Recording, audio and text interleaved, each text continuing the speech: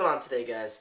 So I have been just busy viewing my Ridley Scott series. I did a review for Blade Runner, which will be up soon, and I just wanted to continue in my Lord of the Rings / Hobbit movie reviews by talking to you guys about what is considered by many and myself to be the best, The Desolation of Smaug.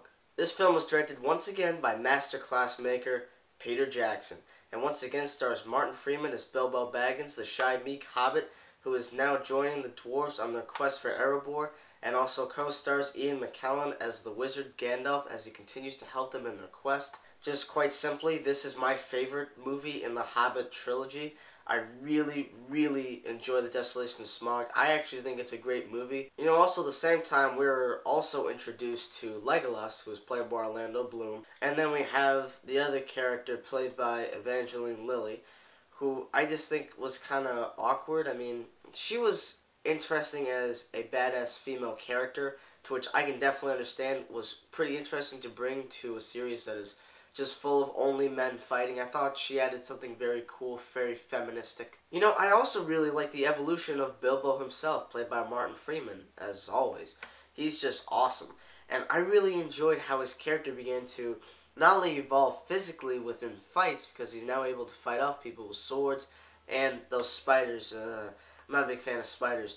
But at the same time, we also get to see his darkness take over and tempt him with the ring. It's so amazing how a simple ring could turn you into something that you're not, or turn you into something even worse than what you're not. The fattest dwarf also gets the spotlight at the beginning when he ends up running faster than all the other dwarves. We were looking at each other at the same time thinking, whoa, that was cool. Yeah, that was. But we were really just laughing. This is also the first movie where we get to see the Eye of Sauron rising. And that may be a partial spoiler for you guys, but that moment was just incredible. I love that. And then you hear a faint Lord of the Rings score just like getting in there. And it was just so cool. I love that scene. But then what follows is definitely the best part of the movie, is when we were introduced to the dragon, Smaug. Honestly, guys, I love the dragon, Smaug. He is incredible, and he is played by British actor, Benedict Chumberbatch, who, for many, is one of their all-time favorite actors. I mean, he was good in this, and Star Trek Into Darkness, I'll give him that. But this movie, even though he's playing a CGI character, I could feel his performance just, like, vibing through his own voice, and it just really came out great. I loved the dragon, Smaug. Just his temptation with Bilbo alone is incredible. We never get to really see his wrath until part 3, but I do think that for the scenes that he was in, I think Smaug actually steals the show, in my opinion, because he's just so intense, and he's a dragon, so he could just kill you with his fire breath. But I mean, all in all, guys, The Hobbit, The Desolation of Smaug is definitely my favorite in the prequel trilogy. I think it has not only the most heart, but I think it has the best performances. And we're introduced to so many cool characters. Legolas, Evangeline Lilly's character, who I can't remember her name right now. We're also introduced to Bard, played by Luke Evans, who then went on to star in Fast and Furious 6 as the villain. We also get to meet Smaug, the first time we see the Eye of Sauron. I wish Gollum was in it, I really do, because his performance in Lord of the Rings is just breathtaking.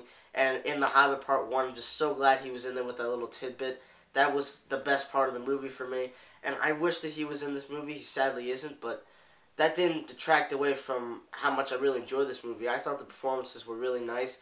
The CGI, way to digital, is just incredible. It really is. They just blow my mind with every time, and I think they blew my mind with this one too. It's hard for me to find a problem with this movie other than you really didn't need to make another one, necessarily, and when I talk about The Hobbit Part 3, I will explain why that is. I think the flaw of that is it could have been 15 minutes longer, and I hated having to wait a year only to find out that it wasn't what I thought it was going to be. Other than that, I had a fantastic time with this movie. And I think it was the best theater experience I had with the Hobbit trilogy. And I just really liked it. I really did. I thought it was definitely the best. And in some instances, I think it is the closest to Lord of the Rings that we've gotten. The Hobbit, The Desolation of Smaug was one of my favorite films of 2013. So guys, The Hobbit, Desolation of Smaug gets an A. Well, thank you guys for watching another one of my movie reviews. I appreciate it as always, and I just love all the support that you guys have given me. So, of course, click that like button and send me some comments below what movies you want me to review next, and I will definitely deliver for you guys. In the meantime, thanks, and stay tuned.